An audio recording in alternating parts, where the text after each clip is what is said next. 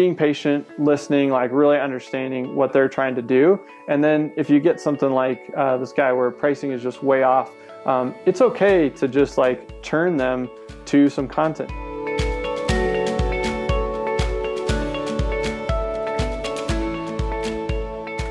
Hey, I'm Spencer Powell, and welcome back to Builder Funnel TV, where remodelers and custom builders tune in to grow their businesses. And just a reminder, if you're not part of Remodeler Growth Community, head over to remodelercommunity.com and you can join there.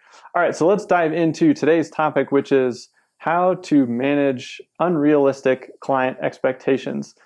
This actually stemmed from basically a call-in that somebody said, hey, I need some help with this project, and this is basically the scope, and this is what I want to pay. And it was like less than half the market rate, or even in the ballpark of market rate. And he was quoting what he wanted done in price per square foot. So that's always a good sign too, right? As he's already decided, he knows the price per square foot, hasn't even talked finishes or any of the details going on. So basically, what do you do when you get something like this? There's a number of ways that you can actually use marketing to set some client expectations. And I think these are really important to do before you even get to the sales process. And then even through the sales process, we want to do more of that so that when you actually start working with somebody, now that you're setting expectations, hopefully you're resetting expectations or reestablishing what you already set as those expectations. Probably a better way to say it.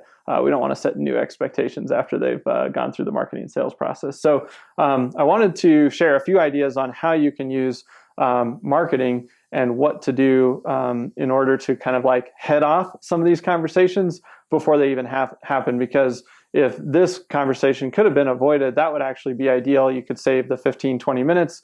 Plus, maybe that person goes away and they're kind of upset because they're like, oh, these guys are super expensive, even though he's probably crazy and he has no idea what he's talking about. So the first one is actually to talk about pricing openly on your website. And you don't have to put a price per square foot. You don't have to put an exact price.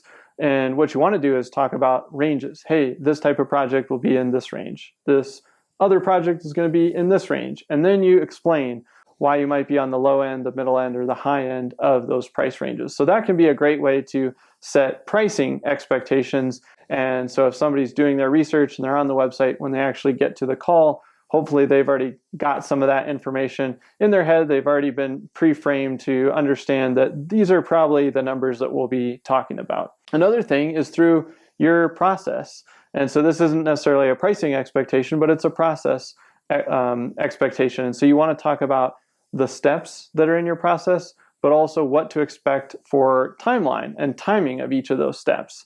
And this is more important now than ever before because we've got supply chain delays, product shipment delays, all kinds of stuff going on. And so this is actually a fantastic opportunity to just be open and transparent with people before they actually come in and start a sales conversation with you. Hey, this is our design phase. This is the first step. And this is normally, 12 weeks long or whatever it is. And then after that, we're going to move to construction. And when we do that, right now there are crazy delays. And so here's what you can kind of expect for, things like windows or, cabinets and counters, or maybe like specialty items. And you can say, hey, shipping might be anywhere from like 8 weeks to 26 weeks. And, we're going to communicate to you and let you know as we, move through your project, but stuff can change really quickly in this environment. So we want you to be prepared for that. So that's another good instance of setting expectations, but more around process and timing than with price.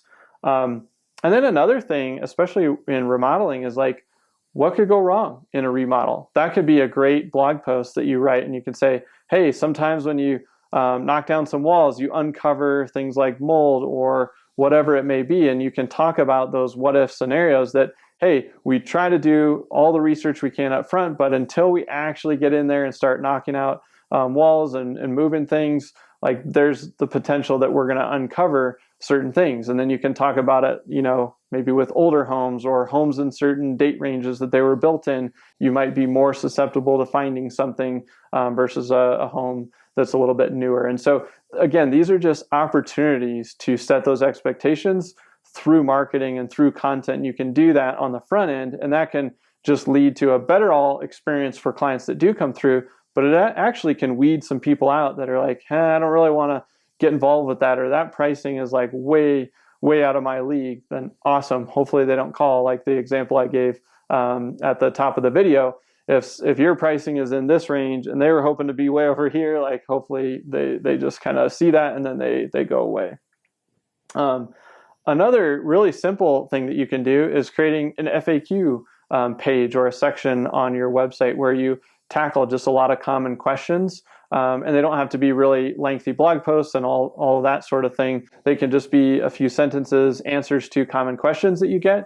And one of the best ways to come up with those questions is actually jotting them down when you hear them in the sales process. So when people call in, they're going to have lots of questions.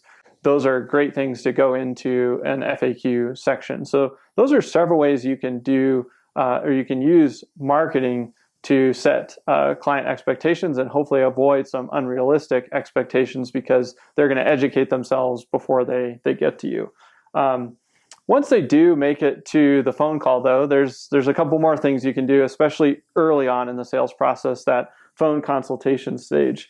I feel like one is like being patient, listening, like really understanding what they're trying to do. And then if you get something like this guy where pricing is just way off, it's okay to just like turn them to some content. Say, you know what? Hey, I understand you're trying to be in this range. Like, this is the range that we are typically operating in, and these are the current prices based on the environment we're in. And hey, we actually wrote up a full article on that I'd love to email to you so that you can do a little more research. And then you can always have like maybe a couple of other maybe non-competitors or people that operate in your space that maybe are just not in your world exactly, meaning they're not direct competitors, that you can refer business to if they're just simply not a good fit for you. And that can at least transition those people out in a nice way. Hopefully they leave with, kind of good vibes with your brand, and they're not leaving really upset that they couldn't get exactly what they wanted, even though what they wanted was probably impossible.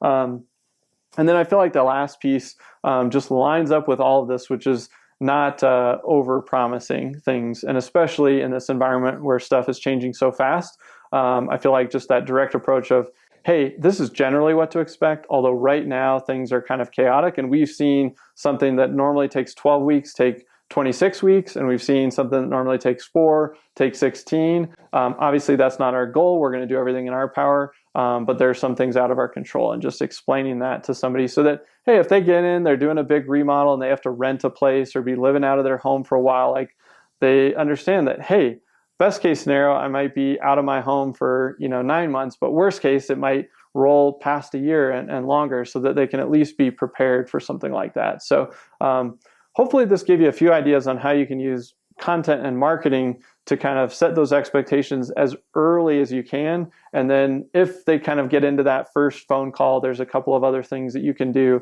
to either point them back to content or just being super upfront with them, so that as they move deeper into the sales process and finally move forward with you, that they're not shocked when any of this stuff starts to come up. And you can even point back to some of this content on your website as it's happening, like, hey, I know this is super unfortunate, but remember we talked about that it can happen. Here's this article that we had written on it. And then that just kind of like reminds them like, oh yeah, like I'm not happy about it, but you did warn me this could happen. And so I feel like that is a lot of that setting of expectations right now is just like, things might not play out how we all want them to, but we're going to be prepared for them, and we'll just move through them as best we can. All right, guys, if you haven't jumped in the community, remodelercommunity.com. And with that, I'll see you next time here on Builder Funnel TV.